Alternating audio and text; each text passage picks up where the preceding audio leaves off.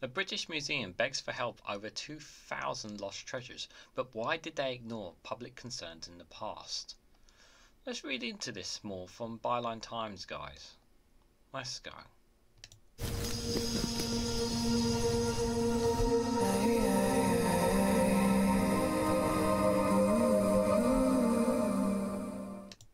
Good morning, good afternoon, good evening, wherever you are in the world. This is REGANELITE here with an interesting one, to say the least, shall we say, from Byline Times. And this is about the British museums that beg for help over 2,000 lost treasures. And why did they ignore public concerns in the past? A year ago, the British Museum only reported on theft from its collections. Why has it taken so long for news of thousands of missing, stolen or damaged artefacts to emerge?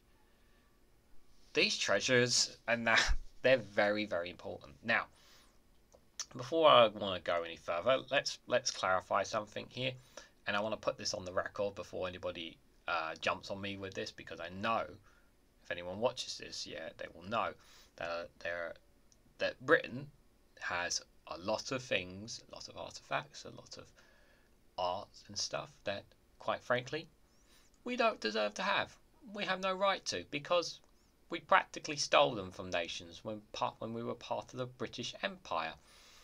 And yes, I think it's important to highlight that a lot of these things were originally taken from nations, and it's important to remember that point. Should they be returned? I think it should be, if it's in the case, in some of the cases. And I just want to make that very clear, that a lot of these things that artifacts that we have in Britain are not actually ours, but considered stolen, and not really have from other nations in good graces, shall we say. I think that's a way to kind of put it. So I just wanted to put that on the record. So, as the British Museums asked the public and experts to help recover stolen artefacts, Byline Times questions just how transparent the museum has been in the past to such matters of concern.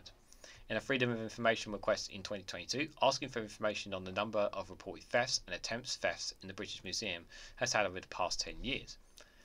And the British Museum admitted that only one reported theft from museum properties related to an object from the British Museum collection. Only one? This was a British Iron Age gold coin from the Epping Upland hoard, the British Museum stated, which was one of the 3 coins that were stolen from the Epping Forest Museum during the financial year 2011 to 2012 whilst on loan from the British Museum. This apparently contradicts its claims to Byline Times in 2015 when, on being asked how many artefacts or items of historical interest were stolen in the years 2014, 13, 2012, 2011, 2010. The museum replied that no items had been stolen in any of the years, including in the year 2011-2012. The British Museum said it had not revealed the 2011 theft of a gold coin in 2015, as it had interpreted the first request as referring to the British Museum site and not its collections. Okay. In addition, neither the Freedom of Information respondent acknowledged the loss of the expenditure Carter diamond from the museum that was noted missing in 2011. The museum failed to record its losses in 2015 request, and despite admitting in 2017 that they could not find the ring, further failed to list its absence in the 2022 Freedom of Information request. The museum insists the 750,000 item is missing, not stolen. These responses seem to refuse to reveal the loss of the items based on technical interpretations, as opposed to following a spirit of transparency. Predicted the intense scrutiny of the British Museum faced in the summer of 2023 following a dismal of a staff member in connection with approximately 2,000 treasures reported as either missing, stolen or damaged.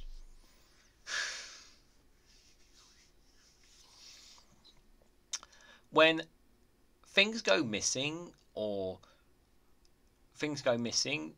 stolen or misplaced or whatever, you're supposed to report it, not hide it. Be honest. Like, you're not helping anyone just by not just saying one thing or not saying the other, or saying, oh, it was in the collection. It just it feels very, very shady from the British Museum. They're kind of like, yeah, but we didn't say here, and it's like, just tell the truth. Like just tell the truth. Like, what's the reason for not telling the truth here? This recent scandal embroiled one of Britain's largest cultural institutions, resulted in the resignation of its director, Hartwig Fisher, and raised parliamentary concerns in relation to its security and record-keeping practices. Despite concerns of the thefts being raised in 2021 and the Freedom of Information Request denial of 2022, it was only on August the 16th this year that the British Museum finally confirmed that it had stolen anything more than one missing gold coin in the last decade from its collection. The former Conservative Chancellor George Osborne, who took on the role of chair of the British Museum in June 2021, finally disclosed in an interview with the BBC on August the 26th that around 2,000 objects were unaccounted for. The museum claimed it had chosen not to reveal details of the 2,000 lost objects at the request of Scotland Yard. Again, why? Excuse me. Why would you not tell the public? What is the reason that you don't want to tell people? Unaccounted for. You're going to tell me that none of them were stolen.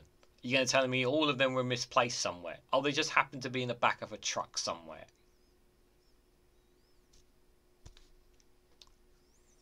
The 2,000 missing items date from the 15th century BC to the 19th century AD.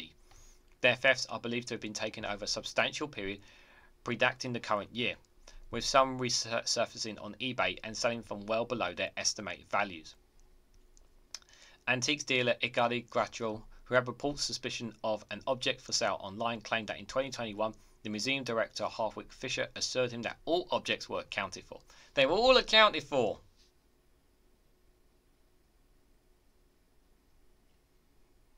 They weren't accounted for. Dr. Grattrell has publicly said that he had suffered horribly as the British Museum refused to listen to his warnings for 2 years. Subsequently, Fisher resigned on August 26, admitting that the museum had not responded to adequately in 2021 and apologised to Grattrell. Mr. Grattrell, however, speaking exclusively to Byline Times, said Mr. Jonathan Williams, the deputy director of the museum, should also resign. Mr. Williams had stood aside from his post pending an investigation. Referring to Mr. Williams, Mr. Grattrell claimed that he had directly overseen the monumental cock-up, and yet he does not even have the minimum decency to accept responsibility and resign outright. How Osborne could describe him as honourable is beyond my comprehension. The British Museum said it would not comment on the precise matter. Legal action is being pursued against the sacked museum staff manager, and an independent security review has been initiated by the museum. 2,000, guys! 2,000! Yeah, where have they all gone, guys?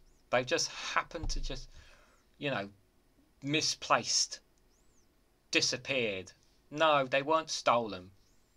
I don't know about you, but something feels very, very fishy here, really, doesn't it? It just feels like that they're just hiding their mistakes, and it's just like, again, it just feels like the Conservative Party, when they make a mistake or they screw up, rather than accept ownership and responsibility, they kind of just like shift it somewhere. They only apologise because they had no choice when they were caught out there, but they don't want to take responsibility there.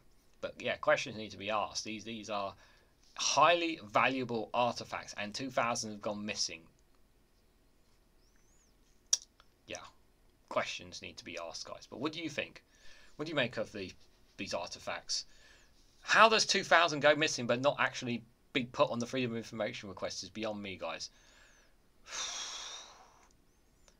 Honestly, tell me what you guys think. Let me know down in the comments section below. Like, share, and subscribe as always. Thank you very much for watching. I hope to catch you all very, very soon.